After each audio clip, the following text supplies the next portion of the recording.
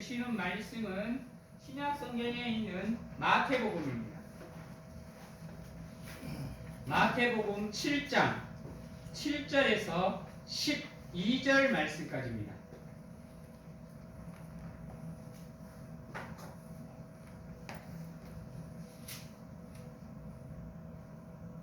마태복음 7장 7절에서 12절 말씀 제가 봉독해 드리도록 하겠습니다. 구하라 그리하면 너희에게 주실 것이요 찾으라 그리하면 찾아낼 것이요 문을 두드리라 그리하면 너희에게 열릴 것이니 구하는 이마다 받을 것이요 찾는 이는 찾아낼 것이요 두드리는 이에게는 열릴 것이니라. 너희 중에 누가 아들이 떡을 달라 하는데 돌을 주며 생선을 달라 하는데 뱀을 줄 사람이 있겠느냐? 너희가 악한 자라도 좋은 것으로 자식에게 줄 알거든. 하물며 하늘에 계신 너희 아버지께서 구하는 자에게 좋은 것으로 주시지 않겠느냐? 그러므로 무엇이든지 남에게 대접을 받고자 하는 대로 너희도 남을 대접하라. 이것이 율법이요 선지자이라. 아멘. 지금 우리가 매주 율법의 완성에 대해서 알아가고 있습니다. 그 가운데 오늘이 바로 11번째입니다. 11번째고 이제 몇 번 남지 않았습니다. 이제 다음 주까지면 율법의 완성이 이제 막을 내립니다. 율법이라는 거 여러분 우리에게 어떻게 보면 참 좋지 않는 이미지로 박혀 있습니다. 그래서 믿음보다는 좋지 않는 것이 율법이라고 생각합니다. 또한 영적인 우리의 삶을 통해서 볼 때도 율법은 어떻게 보면 좋지 않는 것에 속합니다. 근데요, 여러분들한테 한번 물어볼게요. 율법은 누가 주신 것이죠? 여러분? 율법은 누가 주신 거예요? 하나님이 주신 거예요. 근데 하나님이 율법을 우리에게 허락하시면서 좋지 않는 것을 주셨을까요? 한번 생각해 보셔야 돼요. 오늘 말씀에도 하나님은 우리에게 좋은 것으로 준다고 하셨는데 그럼 율법을 우리에게 허락하셨을 때 좋지 않은 의도를 가지고 우리에게 율법을 허락하셨을까요?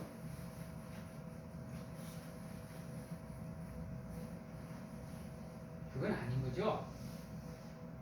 하나님께서 율법을 우리에게 허락하셨을 때는 그 율법으로 하나님이 백성이 살아가는 삶이 하나님이 원하는 삶인지 그렇지 않는 삶인지를 점검할 수 있는 도구로 주셨어요. 그래서 하나님의 백성들이 살아가는 방법들이 율법 안에 있어요. 처음 모세에게 십계명을 허락하셨을 때도 그 십계명을 통해서 하나님의 백성들이 살아갈 길, 하나님의 백성들이 어떻게 살아가야 되는지 방법들을 가르쳐 주시기 위해서 허락을 하셨어요. 왜? 지들 마음대로 살아가니까. 자기들 하고 싶은 대로 하고 살아가니까. 그래서는 하나님의 백성으로서의 삶을 살아갈 수 없기에 누구들이 이렇게 살아가면 내 백성으로서 살아갈 수 있다라고 율법을 주신 거예요. 그런데 안타깝게도 하나님이 주신 율법을 인간들이 난도질을 시작하면서 자기들 뜻대로 그 율법을 바꾸고 수정하고 만들면서 하나님이 의도했던 의도와는 전혀 다른 상반된 존재가 되어버린 게 율법이에요. 이미 하나님은 율법을 완성시켜서 우리에게 주셨습니다. 그래서 십계명 안에는 세상에 존재하는 모든 도덕과 윤리가 다 포함돼요. 그런데 이놈의 이스라엘 민족들이 그것을 받아서 자기들 입맛대로 만들다 보니까 660여 가지를 만들어내서 오히려 인간의 삶을 힘들게 하는 족쇄로 만들어버렸어요. 여러분, 율법을 하나님께서 우리에게 허락하셨을 때는 인간을 이롭게 하기 위해서 주셨어요. 근데 아이러니하게도 그 율법이 인간을 죄로 묶어버리는 족쇄가 되어버렸어요. 한번 생각해 보세요. 그 660여 가지의 율법을 다 지키고 살라 그러면 그걸 다 지키고 살아갈 사람이 있을까요? 여러분, 그 10계명도 지켜내기가 힘들어 죽겠는데 10가지 계명도 힘든데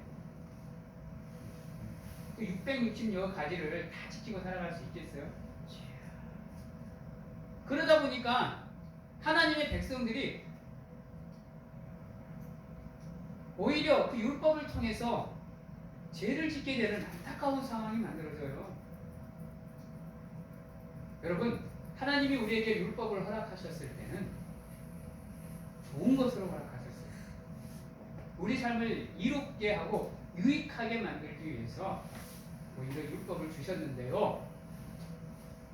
이 세월이 흘러가면서 세대가 바뀌어가면서 오히려 그 율법이 좋지 않게 변해서 예수 그리스도께서 이 땅에 오셔서 그 율법을 원래 하나님의 의도대로 바꿔놓고 있는 거예요. 우리는 그것을 율법의 완성이라고 부르고 있어요. 지금. 사랑하는 성도 여러분, 사람이 누군가에게 도움을 청하거나 누군가를 기대고 싶어하는 마음이 생길 때는 어떠한 상황이 속에서 그러한 마음을 갖죠? 내가 기쁠 때? 내가 행복할 때? 내가 풍요로울 때? 인간이 누군가에게 도움을 청하거나 누군가를 기대고 싶어하는 마음이 생기는 상황은 그런 상황이 아니죠. 내가 힘들고 어렵고 아프고 고통스러울 때,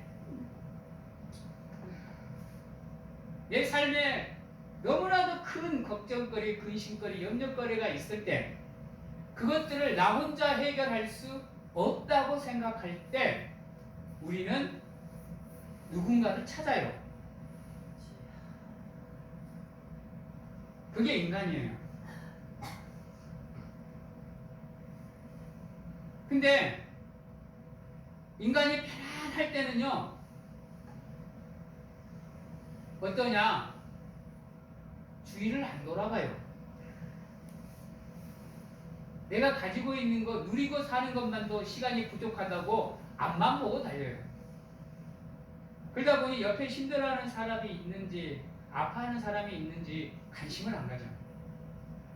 왜? 내 삶이 너무 바쁘니까.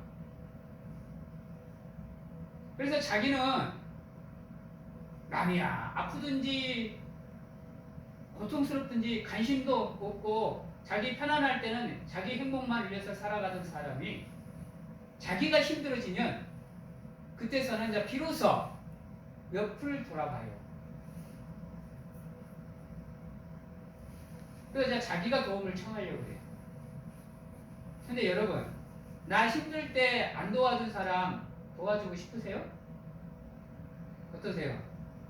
나 아프고 고통스러울 때 나 몰라라 하고 있던 사람, 그 사람이 도움 청하면 도와주고 싶은 마음이 생기세요? 내가 도와달라고 할 때는 콧방귀도 안 끼더니 자기 힘들다고 도와달라고 그래서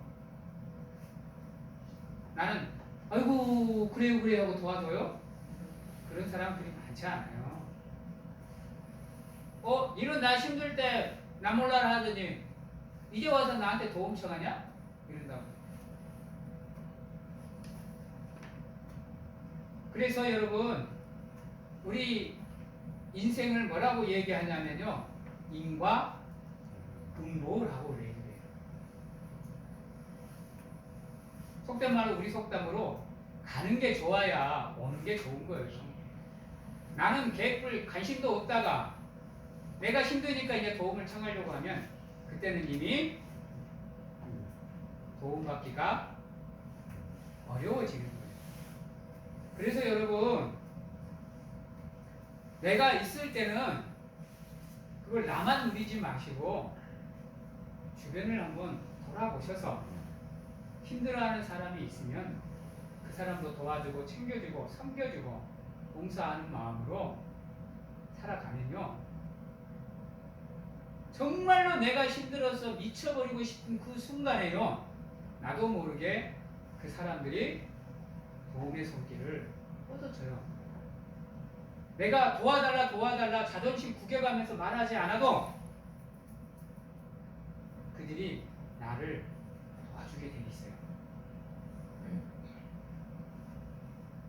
그래서요, 우리는 절대로 혼자 살아갈 수 없는 존재예요. 여러분, 그러기에 주변의 사람들도 살펴보시고 힘드는 사람도 붙잡아 주시고 필요 있는 사람들은 내 것으로 좀 채워주시고 이러면서 함께 서로의 부족을 채워주며 살아간다면요, 이 세상은 참 아름다울 거예요. 그런데 이 세상이 참 우리나라 사람들 우리나라를 뭐라고 불러요? 헬 플러스 조선, 지옥과 같은 나라라고 불러요. 그래서 우리나라를 헬조선이라고 해요. 참 어이가 없어요. 한번 생각해 보세요. 세계 어느 곳에 가봐요, 야밤에 여자 혼자서 거리를 할보할 수 있는 나라가 우리나라 말고 어디 있는지. 여러분, 우리나라 복지 정말 잘 되어 있습니다. 진짜로 거짓말 안 되고요. 우리나라 복지 세계에서 몇 안 되는 복지국가예요. 여러분, 우리나라 교통 시스템 봐봐요. 여러분,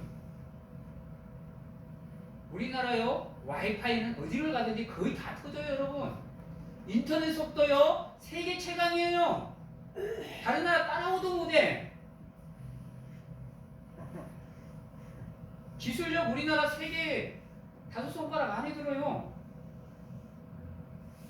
우리나라 상상도 못할 정도로 발전해 있는 나라예요. 심지어는 미국 사람이나 저기 유럽 사람들이 우리나라에 와서 우리나라만 미래에 산다 그래요. 여러분, 카드로 모든 것을 다 해결하잖아. 휴대폰 하나만 있으면 여러분 못할 게 거의 없잖아요. 우리나라 옆에 있는 옆 동네에 있는 일본은 지금 세계 경제 3대 경제국 중 하나거든요. 근데도 아직도 안 하는 거예요, 여러분. 우리나라 이거 안경 하나 맞추러 가면 우리 여러분 몇 분 걸려요? 여러분? 길어야 30분 안에 나와요. 근데 외국은 안 그래요, 여러분. 미국도 이거 고장 나면 서로 살인이 나요, 여러분. 이거 하나 맞추려면요, 짧게는 2주, 길게는 한 달을 기다려야 돼요, 여러분. 우리나라요, 그렇게 살기 힘든 나라 아니에요. 우리나라만큼 발전된 나라도 그리 많지 않아요. 또 문화력 봐봐요. 미치죠? 우리만 미치고 있나요? 세계도 미치고 있어요. K-팝이니, K-드라마니, K-푸드니, K-해장품이니 세계가 미치고 있다니까요. 지금 우리가 살아가는 이 나라는요, 그렇게 나쁜 나라가 아니에요. 좋지 않은 나라가 아니라고요. 어디 나가서요, 여러분들 한국 사람이라 그러면 이제 대우받아요, 여러분. 남들은 공항 수속이 2시간, 3시간 걸리는 거 우리는 몇 번만 보여주면요 자동 패스돼서 나가요, 여러분.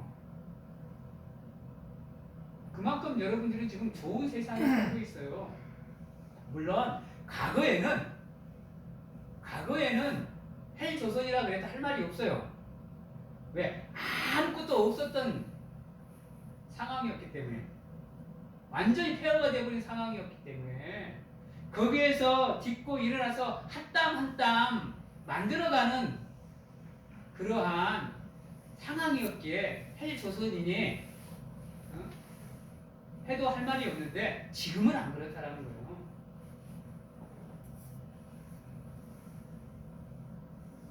그런데 그런 세계 살면서 여러분, 이제 우리도 좀 주위를 돌아봐야 되지 않겠어요?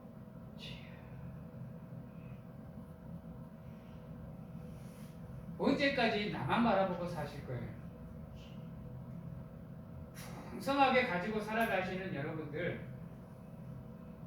힘들고 어려운 사람들을 도와주면 나중에 내가 힘들었을 때 다 나를 도와주게 되어 있어요. 그래서 오늘 이 말씀에도 보면 12절에 보면 남에게 대접받고자 하는 대로 나보고 대접하라 그래요. 사랑하는 성도 여러분, 우리는 예수 그리스도를 믿는 사람들입니다. 그러기에 그분을 닮아가는 사람들이기에 한번 생각해 보세요.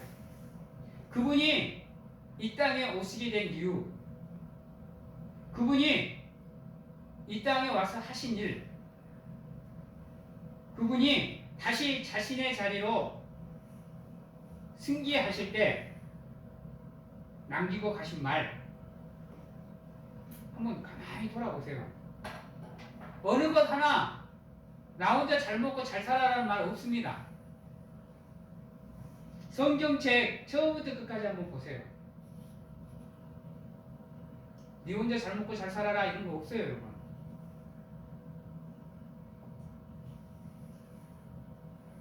사랑하는 성도 여러분, 세상을 아름답게 바꿀 수 있는 방법은 무엇이냐면, 그건 우리 한국 사람들이 가장 잘 알아요. 왜요? 앞에서 얘기했던 것처럼 아무것도 없는 상황에서 지금의 나라를 만든 국민들이 바로 이 자리에 앉아있는 여러분들이에요. 폐허밖에 없던 그 땅을 지금 이렇게 갈고 놓으신 분들이 바로 여러분들이잖아요. 여러분들의 피와 땀이 이 땅에 심겨져서 지금 우리나라가 있는 거잖아요. 그래서 여러분들은 잘 알고 있습니다. 세상을 아름답게 만드는 방법 뭐냐면, 내가 베푸는 것, 내가 주위 사람을 돌아보는 것, 그리하여 사랑으로 서로가 연합하는 것.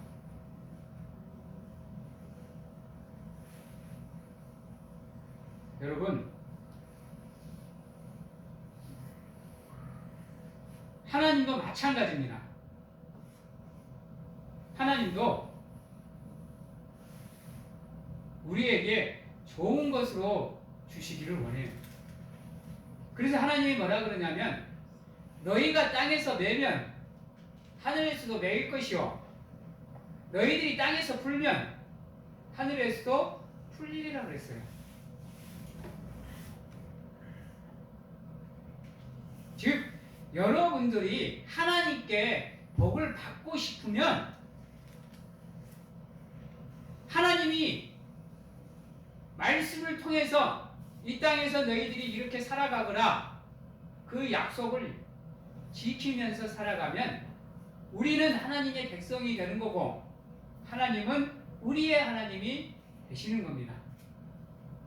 고로 여러분들이 하나님께 좋은 것을 받고 싶거든, 하나님으로부터 축복을 받고 싶거든, 믿음으로 여러분들의 삶을 하나님을 기쁘게 하시면 되는 거예요. 그러면 하나님은 여러분들이 기도하면 기도하는 대로, 구하면 구하는 대로 다 주시겠다고 말씀하시잖아요. 자녀의 앞길이 걱정되세요? 여러분, 자녀가 걱정이 되면요, 그 내 입으로 어떻게 할 수 없어요, 여러분. 맡기세요, 하나님께 그냥. 그리고 기도하세요. 그리고 나는 무엇을 해야 되느냐? 자녀를 믿음으로 양육하기 위해서 노력하는 거예요. 그러니까 믿음 안에 자녀들이 서 있으면 하나님이 알아서 자녀들의 길을 열어주는 거예요, 여러분. 내가 여는 거 아니에요, 여러분. 내가 여기 가서 뒷돈 주고 우리 아들 대학 넣어주세요. 우리 아들 시험 잘 보게 해주세요. 아니에요, 여러분. 나중에 다 밝혀져요, 그거. 그냥 맡기시면 돼요.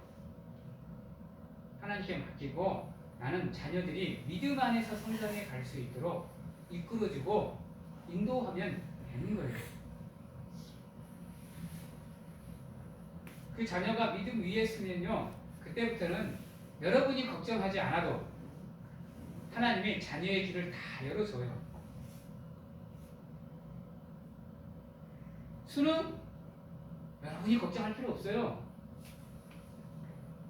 여러분은 하나님께 기도하면서 자녀가 믿음 안에서 성장하게 가르치면 하나님이 여러분들이 수능 잘 보게 해달라고 얘기 안 해도 하나님께서 지혜를 주셔서 자기가 공부하고 노력한 만큼의 열매를 맺게 만들어준다니까요. 아니, 오히려 그것보다 30배, 60배, 100배의 열매를 맺게 만들어줘요. 여러분, 돈 많이 벌고 싶으세요? 그러면 맡기세요. 우리 농사 짓는 분들 계시니까 한번 얘기할게요. 여러분, 가뭄 때 비 와달라고 아무리 걱정하고 염려해도 비 와요, 안 와요? 때가 되어 와요, 여러분. 가뭄 때는 물론 걱정되지. 시기가 있는데 그때가 가뭄이면 막 커야 되고 막 이래야 되는데 못 되니까 걱정되죠. 여러분, 그러면 그럴수록 더 하나님께 간절하게 기도하세요. 그러면 반드시 하나님께서 이른 비 늦은 비로 여러분들의 농사를 책임져 주실 거예요.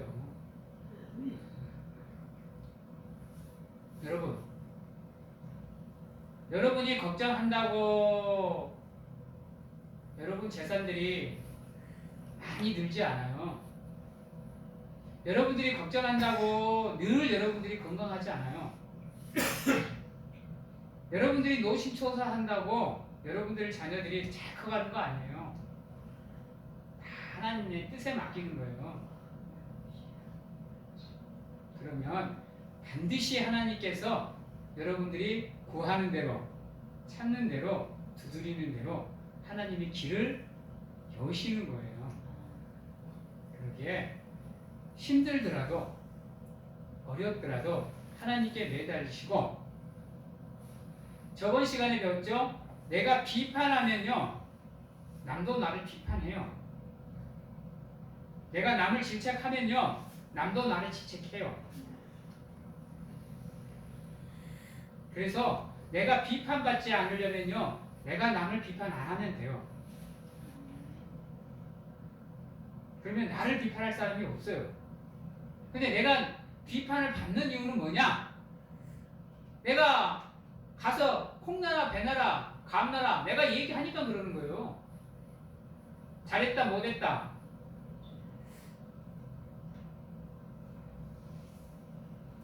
비판하기보다는 남을 포용할 수 있는 넓은 마음을 가지세요. 나도 참 실수를 많이 하는 사람이라 나는 오히려 그런 경험을 참 많이 해요. 이 욱하는 성질이 급한 성질 때문에 나도 모르게 저질러 버리는 경우가 참 많은데요. 그러면 반드시 돌아오더라고요. 돌아와요. 그때 가서는 내가 할 말이 없어요. 내가 그냥 꿀먹은 벙어리가 될 수밖에 없어요. 왜? 나도 그랬기 때문에. 아무리 큰 소리 치고요, 아무리 나를 합리화시켜도요, 내 마음의 양심은 알아요. 내가 그렇게 했다는 것을. 그래서 여러분, 내가 남에게 잘해주면 남이 나를 알아서 잘해주는 거예요. 내가 억지로 인정받고 싶지 않아도 인정을 해주게 되어 있어요. 우리 연예인들 중에도 보면요, 이미지 참 좋은 사람들 많죠. 남 도와주고 자기 일 열심히 하고 남 챙겨주는 사람들. 우리나라에서는요, 절대로 세 명을 건들면 안 된대요. 유씨 한 명, 박씨 한 명, 김씨 한 명. 요 셋은 절대로 건들면 안 된대요. 박씨는 박지성이고요, 유씨는 유재석이고요, 김씨는 김연아입니다. 이 셋은 절대로 건들면 안 돼요. 어떠한 순간에서 손을 대면 안 된대요. 잘못 건드렸다. 왜? 이미 그들의 삶은요, 자기들이 뭐라 하기도 전부터 이미 사람들한테 인정받았어요, 여러분. 왜? 자신의 삶에 충실하게 남 도와주고 남 챙겨주고 자기 할 일 열심히 하는데 누가 욕해? 그 사람들은 남 욕 안 해요. 남 헐 안 뜯는다니까 오히려 자기를 돌아보죠. 그래서 그 사람들은 남에게 비판받을 일이 없어요. 그래서 다른 사람이 그 사람들을 비판하면요, 그 사람들이 욕먹는 게 아니고 그를 비판한 사람들이 욕먹어요. 이번에 좋은 애가 하나 있었죠. 박지성이를 건든 사람. 김정국이가 박지성이를 알가부가를 했나봐요. 하체 부실하다고 막 하면서 막 그랬나봐요. 근데 사람들은요, 박지성이 욕 안 해요. 잘하고 있잖아요. 오히려 김정국이가 욕먹고 있다니까. 뭐라고 욕먹냐면 저놈 새끼 저거 많이 컸다고. 애너리는 찍소리도 못한 놈이 이제 좀 컸다고 이제 박지성이한테 달라붙는다고. 이리 얘기해요, 여러분. 이게 사람이 살아가는 삶이고 사람이 인정받는 길이고 삶의 영향력이라는 게 바로 이거예요, 여러분. 여러분이 믿음을 잘 지키고 살아가면요, 저 밖에 사람들한테 가서 나 그리스도인 아닙니다, 아니, 그리스도인입니다 얘기할 필요도 없어요, 여러분. 이미 그들은 여러분들이 그리스도인으로서 살아가는 삶의 모습을 보고 그리스도인이라고 이미 인정을 하고 있어요. 초대교회 때 안디옥에서 최초로 기독교인들이 그리스도인이라 불리움을 받았어요. 왜? 가서 그들이 열심히 믿음으로 생활하고 복음을 전하니까 밖에 사람들이 보고 그냥 그리스도인으로 인정해 주는 거예요. 아, 저들은 예수 그리스도에 미쳐서 사는 사람, 예수 그리스도를 믿는 사람, 저들은 선한 사람, 좋은 사람이라고 인정해 주는 거라고. 우리도 마찬가지예요. 남을 대접하는 게, 남을 도와주는 게 우리의 삶의 일부분이 될 수 있도록 여러분들이 살아가면요, 모든 사람이 여러분들을 다 인정해 줘요. 왜? 하나님이 인정하는데 사람이 인정 안 할 수가 없죠. 이미 그 사람에게서는 하나님의 아우라가 나오고 있는데요. 근데 그런 삶을 살기가 참 힘들어. 남 대접하는 게 쉬운지 아세요? 누구나 다 알아요. 다 아는데 힘들어. 왜? 내 것을 포기해야 되고, 나를 포기해야 되고, 내 시간을 포기해야 되고, 때론 내 사랑하는 사람을 포기해야만 남을 섬길 수 있어요. 여러분, 우리가 사순절이면 늘 보는 영상 중에 하나가 있어요. 그 지역이 그 나라가 생각이 안 나는데, 그 나라는 다리가 있다가도 배가 지나가면 다리가 들려야 돼요. 그래야 배가 지나가고 기차가 지나갈 때는 다리가 내려와야 돼. 그래서 늘 그 근처에는 그 다리를 들었다 놨다 하는 조종실을 조종하는 사람이 있어. 근데 어느 날 그 사람이 자기 아들을 데리고 자기 일하는 데로 와서 이제 아들 보고 여기서 잠깐 놀고 있거라. 하면서 자기는 가서 이제 기계 같은 거 이렇게 이제 조절을 하고 있다가 이제 배가 지나가니까 다리를 드러났어요. 그리고 그걸 깜빡 잊고 자기 일하려고 간다고 갔어. 근데 기차가 원래 도착해야 될 시간보다 일찍 그곳에 도착을 해버렸어요. 그래서 이제 가서 다리를 내려야 되잖아요. 다리를 내리려고 이제 하면서 이제 아들하고 같이 내리려고 아들을 찾아보니까 아들이 없는 거야. 그래서 찾아보니까 아무리 기다려도 아빠가 다리를 안 내리니까 자기가 내리겠다고 가서 내 발을 당기기 위해서 낑낑 대고 있는 거예요. 어린 놈이 그걸 당길 수 있겠어요? 그러다 보니까 그 애기가 떨어져서 내 발에 톱니에 끼어버렸어요. 기차는 지금 거의 강도를 다 했는데 그 다리를 내려야 되는데 다리를 내리면 아들이 죽어요. 안 내리면 기차가 죽어요. 기차 안에는 수백 명, 수천 명이 타고 있어. 여러분들 선택 어떻게 할래요?